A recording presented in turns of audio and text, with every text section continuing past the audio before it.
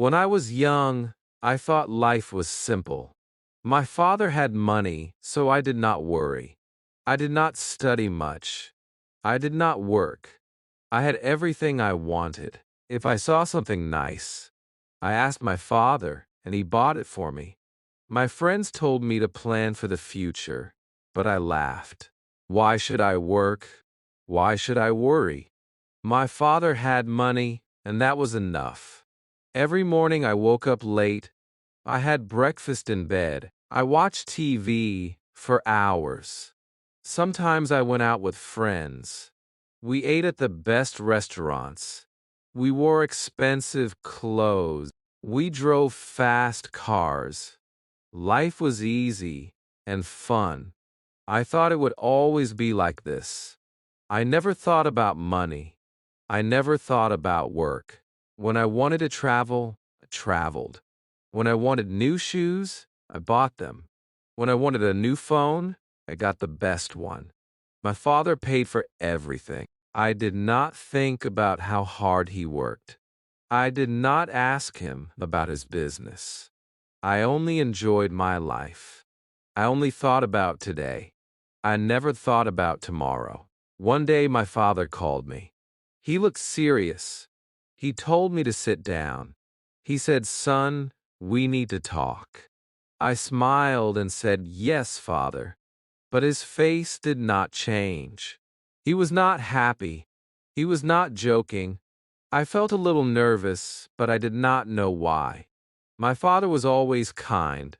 He never said no to me, but that day something was different. He took a deep breath and looked at me. "You are not a child anymore," he said. "You must think about your future." I laughed and said, "Father, I have everything I need." He shook his head. "No, my son. You have everything because I work hard. But life is not always easy. One day things may change." I did not understand. I thought he was worrying for no reason. I smiled and said, "Do not worry, Father. Nothing will change." He did not smile back. He looked at me for a long time. Then he said, "We will see." I did not know what he meant. I thought he was just in a bad mood. I stood up and left the room. I did not think about his words. I went out with my friends. I laughed. I spent money. I did not know that my life was about to change. The next morning I woke up late. As always, I stretched and picked up my phone. There were many messages from my friends. They wanted to go out. I smiled and got ready. I wore my best clothes, sprayed expensive perfume, and walked downstairs. But when I reached the living room, I saw my father again. He was waiting for me. His face was serious. "Sit down," he said. I sighed and sat. "Father, I have plans," I said. He did not care. He looked straight at me. "You are not a boy anymore," he said. "You must learn about life." I rolled my eyes. "Father, I know about life," I said. He shook his head. "No, you do not," he said. Then he said something strange. "Come with me."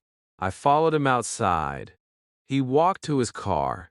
I did not know where we were going. He did not say a word. I sat next to him, confused. He started driving. The city looked different that morning. I saw people walking fast. I saw workers cleaning the streets. I saw men selling food on the side of the road. I had never looked at these things before. That day I noticed. After some time, my father stopped the car. We were in a part of the city I had never visited. The buildings were old. The streets were not clean. People looked tired. My father pointed at a man selling fruit. "Look at him," he said. "He wakes up at dawn. He works all day. He does not rest. He does not complain. He works to feed his family." I did not say anything. Then my father showed me a small shop.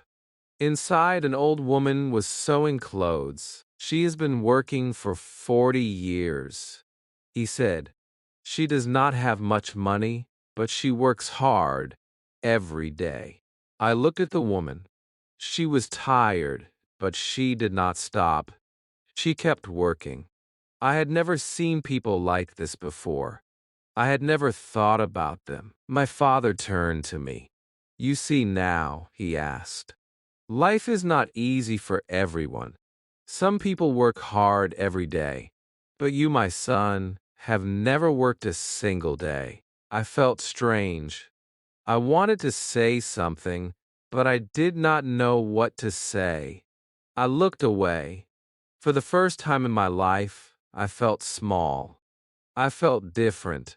Something inside me had changed. We got back into the car. My father did not speak. He just drove. I sat quietly, thinking. The images of the man selling fruit and the woman sewing clothes stayed in my mind. I had never thought about people like them. I had never thought about work. My life was easy, but now I felt different. I did not know why. After some time, my father stopped the car again. This time, we were in front of a large building. It was his office. I had been there before, but I never stayed long. I only visited when I needed money. My father got out, he said. I followed him inside. The office was busy. People were walking fast. Phones were ringing. Papers were everywhere. My father took me to his office. He sat down and looked at me. "Do you know what I do every day?" he asked. I shrugged.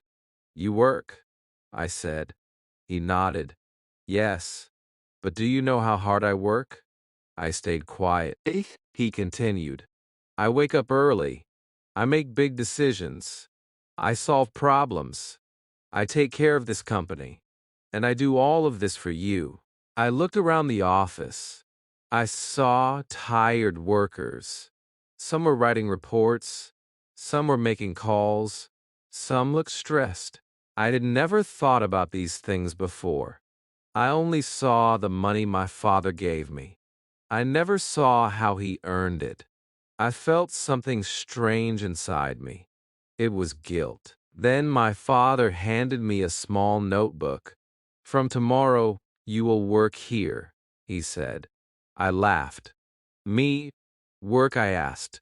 He did not laugh. "Yes, you will start from the bottom. You will learn." I was shocked. "But I don't need to work," I said. My father shook his head. "You do," he said, "because one day I will not be here. And then what will you do?" I did not know what to say. I had never thought about life without my father. I had never thought about the future. I had never thought about anything except my own comfort. But now I had no choice. My father had decided. Tomorrow my life would change. Tomorrow I would start working for the first time in my life.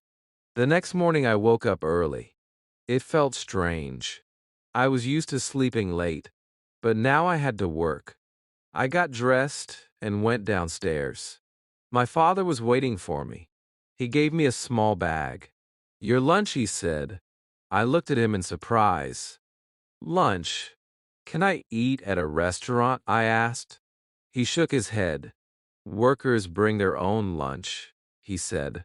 "And today you are a worker." We left the house and drove to his office. When we arrived, he did not take me to his big office. Instead, he took me to a small room. There were many desks. People were working on computers. A man came to us. He was wearing glasses and looked serious. "This is Mr. William," my father said. "You will work under him." Then he left. Mr. William looked at me. "Come with me," he said. He walked fast. I followed him. He gave me a chair and a small desk. "You will check these papers," he said. He put a big stack of papers in front of me. "Look at the numbers. Find mistakes. Mark them." I stared at the papers. All of them? I asked. Mr. William nodded. Yes.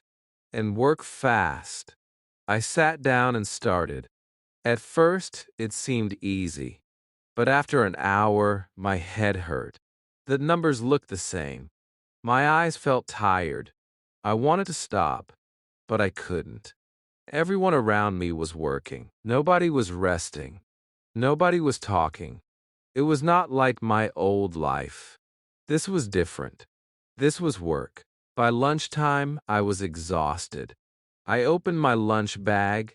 It was simple food, no fancy dishes, no expensive drinks. I ate quietly. I watched the other workers. They ate quickly. Then they went back to work. No long breaks, no fun conversations, just work. I missed my old life. I missed my freedom, but I also felt something new. I felt respect. These people worked hard every day, and now I was one of them. The afternoon was even harder. My back hurt from sitting. My hands were tired from writing. I wanted to stop. I wanted to go home, but I couldn't. Mr. William came to my desk. He checked my work. He found mistakes. Do it again, he said. I sighed. I wanted to argue, but I didn't. I just nodded and started again. When the day finally ended, I felt different. I was tired, but something inside me had changed. For the first time, I understood how hard people worked. For the first time, I understood that money did not come easily. As I walked out of the office, I saw my father waiting for me. He did not ask me how my day was. He only smiled, and for the first time in my life, I smiled back. Not because life was easy, but because I had earned that smile. The next day I woke up early again. My body was sore, my hands were stiff. I had never felt this way before. I wanted to stay in bed, but I couldn't. I had work to do. I got dressed and went downstairs. My father was already at the table. He looked at me and nodded. Good. He said that was all, but it felt different. It felt like he was proud. When I arrived at the office, Mr. William was waiting. He did not smile. You were slow yesterday, he said. Today, work faster. I wanted to say something, but I didn't. I just sat down and started. The papers were in front of me again. The numbers were waiting. My head still hurt. My back still ached. But I worked. I did not stop. By noon, I finished my task. Mr. William checked my work. He found fewer mistakes. Better, he said. Just one word, but it felt good. It felt better than buying something expensive. It felt better than wasting time with friends. It felt like I had done something real. I had never felt this before. I had never cared about work before. But now I did. During lunch, I sat with other workers. They talked about their families. They talked about their problems. They laughed. They ate fast and went back to work. I listened to them. I had never thought about people like them before. I had never thought about what they went through. But now I was sitting with them. I was one of them. The afternoon was hard. Mr. William gave me more work. Let's see if you can handle this, he said. I wanted to complain, but I didn't. I just nodded. I focused. I worked. The hours passed, my back hurt, my hands ached, but I kept going. I wanted to prove that I could do this. I wanted to prove it to myself. At the end of the day, Mr. William looked at me. He did not smile, but he said, "Not bad." Just 2 words. But they meant a lot. I nodded and left the office. My father was waiting outside. Tired? He asked. I nodded. He smiled. Good, he said. I understood now. I understood why he made me do this. And for the first time, I did not want to run away from work. I wanted to learn. More days passed, then weeks, then months. I worked every day. At first, it was hard. My body hurt, my mind felt tired.